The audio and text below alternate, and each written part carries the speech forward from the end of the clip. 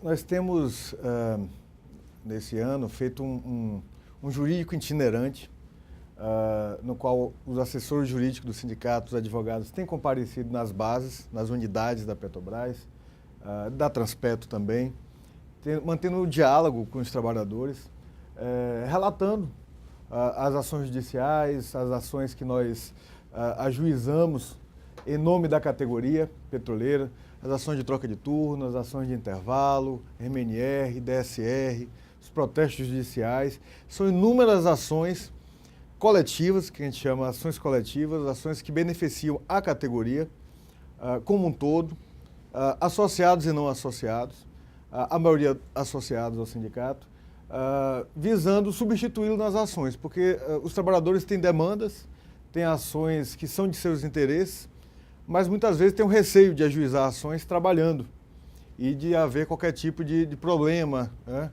na relação do seu emprego com a ação em curso. Então o sindicato faz esse papel de substituir o trabalhador, ele substitui o trabalhador na ação, é por isso que o nome é substituição processual.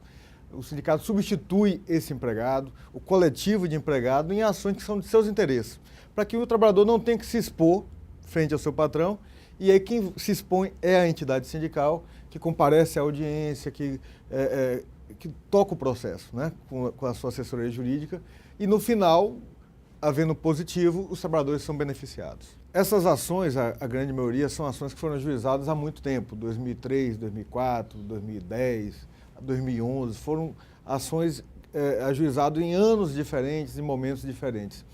E, felizmente, já conseguimos efetivar pagamentos para os trabalhadores das ações, de várias ações, de anos diferentes, de 2004, principalmente, que são as mais antigas, 2005, 2009 também, algumas ações já começamos a pagar os trabalhadores, mostrando o resultado positivo dessas ações. Porque não basta só entrar, tem que entrar e ganhar. Então, nós temos, com muito trabalho, com muita dedicação, organização, o setor jurídico do sindicato conseguiu resultados positivos e concretos, que há muito tempo a categoria não via, né?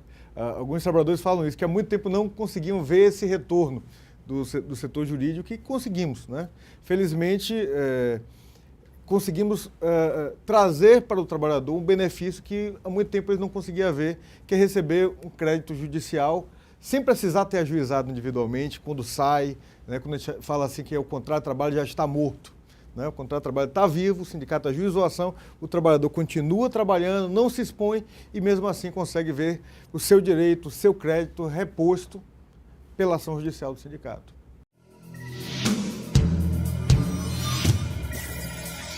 A RMNR, essa sigla é muito conhecida no meio dos trabalhadores da Petrobras, que é um piso que a Petrobras estabeleceu em acordo coletivo para os trabalhadores com uma remuneração mínima, dependendo da região que trabalha, do nível salarial, é uma questão um pouco complexa.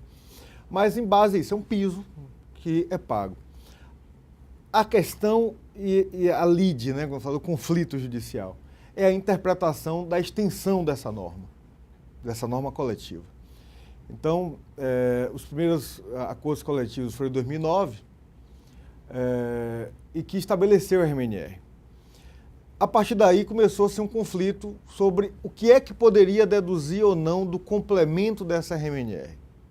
A Petrobras fez uma interpretação de que poderia deduzir alguns adicionais que nós entendemos que não poderia ser deduzido. Eu falo nós, assessores jurídicos do Sindipetros, os sindipetros, de uma forma geral, as federações dos trabalhadores, e os trabalhadores também que começaram a entrar com ação individual. Então, nessa ação, se discute essa diferença do complemento de RMNR. O que é que pode ser deduzido desse complemento de RMNR de adicionais? Nós entendemos, e isso foi palco das nossas ações, que só poderia deduzir a vantagem pessoal e o salário básico, como está escrito na norma. E que os demais adicionais dos trabalhadores não poderiam ser deduzido do complemento da RMNR. Em face disso, o sindicato entrou com ações judiciais, coletivas, contra a Petrobras especificamente são 5 ações, contra a Transpetro é 1 ação, porque a Petrobras tem essa questão das unidades, que a ação é ajuizada por comarca, representando todas as unidades da Petrobras. Então nós temos ações em Santa Amaro, representando a refinaria, em Candeias, representando a área de produção, Taquipe, área de produção. Temos uma ação em Alagoinhas, que também é a região de Alagoinhas, Entre Rios. Uma em Camaçari, para a Fafem. Uma em Salvador, para Compartilhado, e as pessoas que são lotadas na UNBA em Salvador. Dessas ações, até agora, todas foram julgadas procedentes. 3 delas já estão no TST. Estão em trâmite ou já está distribuído no TST, que é a da refinaria, já está no TST, foi positivo aqui no Tribunal Regional do Trabalho, foi positivo em Santa Amaro, está no TST de uma turma que até agora tem dado positivo. A Fafem, desculpe, a Taquipe também está no TST, a região de produção, e o pessoal de Alagoinhas também está também no TST. Mas a boa notícia é que eu venho dito isso nas bases, quando a gente tem ido para o jurídico itinerante, é que quem vai decidir essa questão no final é o TST. Nós estamos ganhando nas comarcas, como eu estou lhe relatando, nós estamos ganhando no TRT, até agora todos que foram julgados foram procedentes, mas, como a gente diz, o martelo vai ser batido no TST. E na semana passada, na quinta-feira, o SDI 1, isso é importante a categoria entender, porque a gente tem recebido muitas ligações, tem chovido e-mails para o escritório, as pessoas têm ligado muito e é muita dúvida, então é importante que os trabalhadores prestem atenção agora. O TST tem 8 turmas, são 8 turmas compostas por ministros, 3 ministros. Essas turmas decidem os recursos de revista que sobem sobre as matérias. E essas turmas estavam divididas. Então, tinha turmas que davam procedente à ação da RMNR e turmas que julgavam improcedente a ação da RMNR. Por exemplo, a 8ª turma estava julgando todas improcedentes. Quando isso acontece, os advogados entram com um recurso chamado embargos, que é um embargo para o SDI1. O que é o SDI1? É a Seção de Dissídios Individuais. O SDI1 é o órgão do TST responsável por unificar a jurisprudência do TST. Então, quando as turmas têm divergências, o SDI1 julga para unificar a jurisprudência, ou seja, dá uma linha única para o TST, porque não pode o TST ter decisões conflitantes, cada turma decidir como quer. Claro, pode, mas chega um momento em que ela unifica. E isso torna-se depois uma súmula, uma jurisprudência que os trabalhadores chamam. Tem súmula, né? A súmula é exatamente uma unificação de decisões. Quem é que faz essa súmula no TST? O SDI1. Então, na semana passada, importantíssimo, o SDI1 julgou a questão, foram 14 ministros que votaram, 8 favoráveis à RMNR e 6 contrários. Então, por maioria, foi a maioria apertada, convenhamos.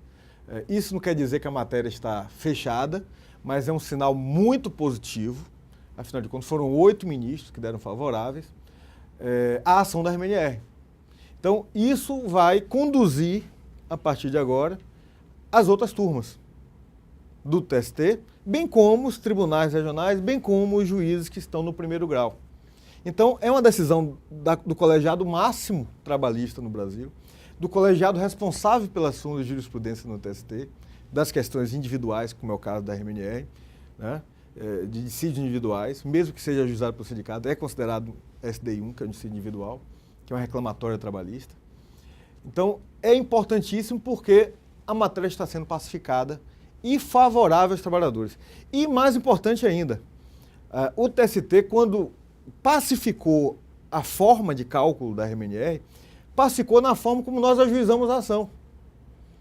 No mesmo discurso que nós fizemos aqui nas nossas ações, que é que só pode abater do complemento da RMNR a vantagem pessoal e o salário base.